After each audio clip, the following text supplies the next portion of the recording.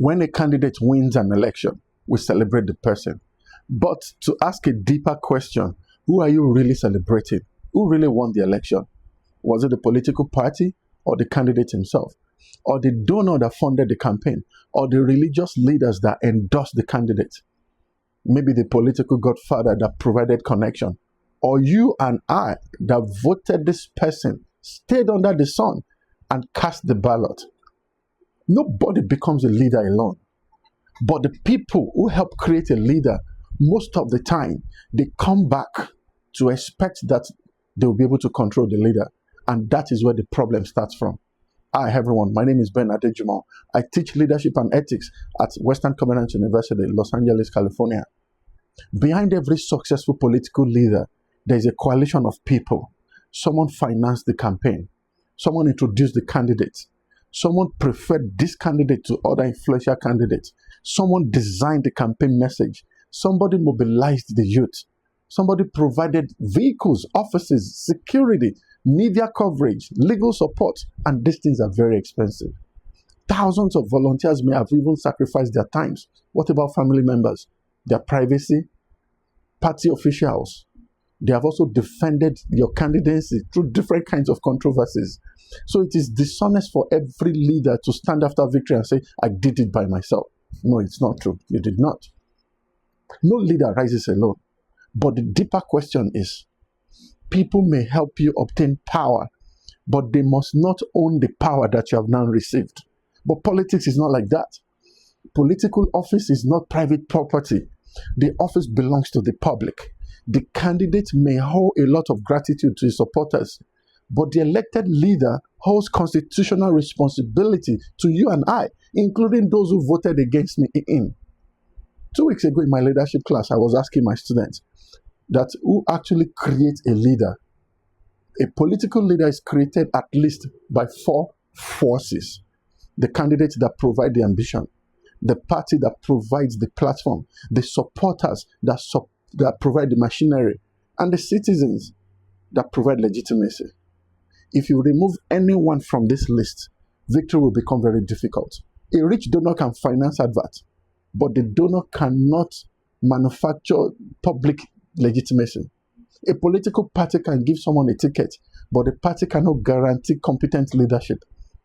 Voters can elect a person, but election victory alone does not automatically create wisdom, the integrity, and the capacity you need to rule.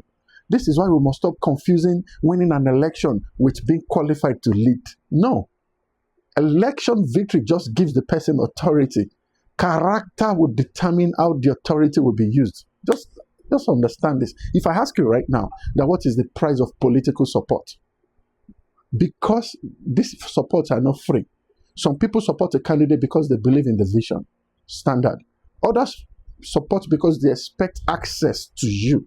Another person will give support because they expect government appointments. Some expect contracts. Some expect protection from investigation. Some expect favorable policies. Others expect the leaders to ignore their wrongdoing. Your sins can be forgiven. Haven't you heard that before? This is where support turns into political debt. So you can get so much support that you'll be indebted for the rest of your administration. In my country, this relationship is usually described as God for that reason.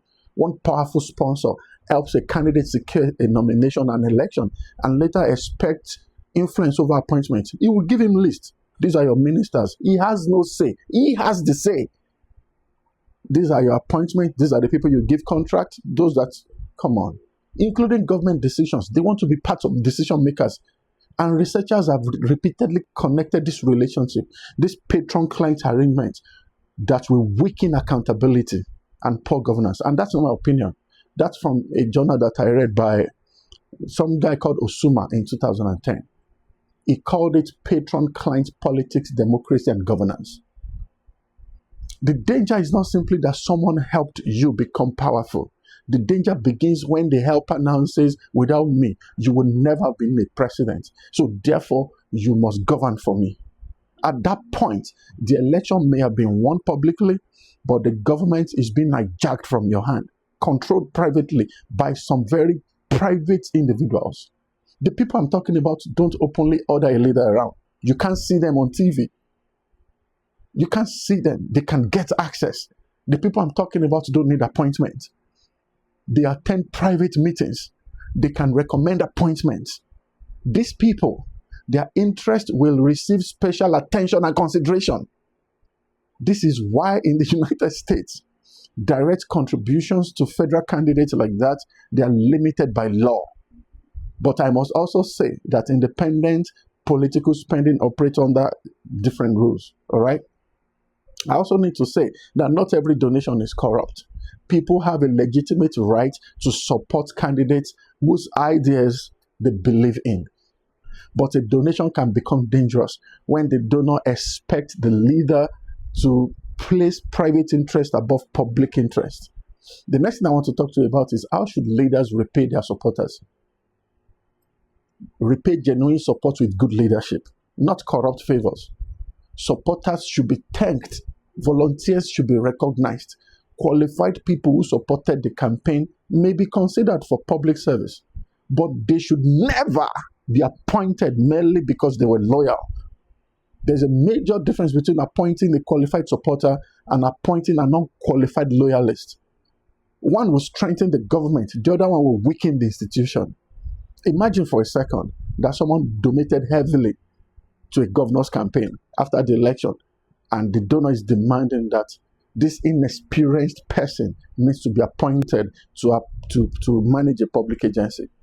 So the governor has two choices: either reward loyalty or protect the public. If he appoints the unqualified person, the debt is not paid by the governor. You and I are paying the debt because there'll be failed services, wasted resources, and institutional incompetence. So the most ethical response a leader can give in such situation is, look, I appreciate what you did for me, but I cannot repay you with what belongs to the people. That is not ingratitude. That right there is integrity. And I know it's easier said than done. In fact, many leaders can resist their opponents very quickly. But the greatest test is whether they can resist their own friends. Can you tell your campaign chairman that he cannot receive an illegal contract? Will you be able to tell your relative that family connection does not qualify them for public office? Will you be able to investigate a donor that breaks the law? Can you remove a loyal supporter that is incompetent? This is where leadership becomes real. A leader that can only punish opponents but cannot discipline supporter is simply protecting his camp. Let me give you an example. George Washington understood that a new government cannot function entirely as a government possession. So while he was organizing his administration, he donated and designated authority across every department. Again, not my opinion. If you Google how President Washington made first appointments, you will see what I'm saying there. So this is my advice. Know the difference between gratitude and surrender. You can appreciate those that helped you get to power without handing them your government. Publish clear appointment standard. Publish it. Let everybody see the standard. Disclose conflict of interest. Use transparent procurement systems. Refuse gifts that can create hidden obligations. And surround yourself with people that can tell you the truth, not yes men. Not people who will remind you that they helped you win. And let me take another 1 minute, talk to people that are supporting politicians. Support the vision, not the investment. Don't fund a candidate because you expect to refund your money through government contracts. What will happen to the rest of us? Your reward should be better schools, safer communities, reliable infrastructure, and responsible government. That should be enough. And to the citizens that are voting, stop asking who won the election. That's too weak a question. The better question should be, who financed the victory? What promises were made privately? Who received the appointment afterwards? Who received contracts? Whose interests are shaping policies? That is big. Who are the people speaking to the governor, to the president, to your managers, to your supervisors, to shape the policy they're about to dish out? Policy that can either promote you or destroy you. Follow the trail from campaign support to government benefit. That is how accountability will begin. And I hope that makes sense to you. Let me leave you with this question.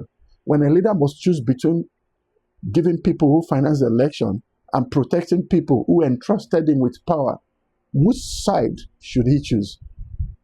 The answer to that question will tell you whether we have elected a public servant or we merely just installed a puppet because he'll be taking order from another individual. Well, that's my time. Thank you for watching, and like and share for more, and follow me also. I will see you around. Subscribe to this channel too.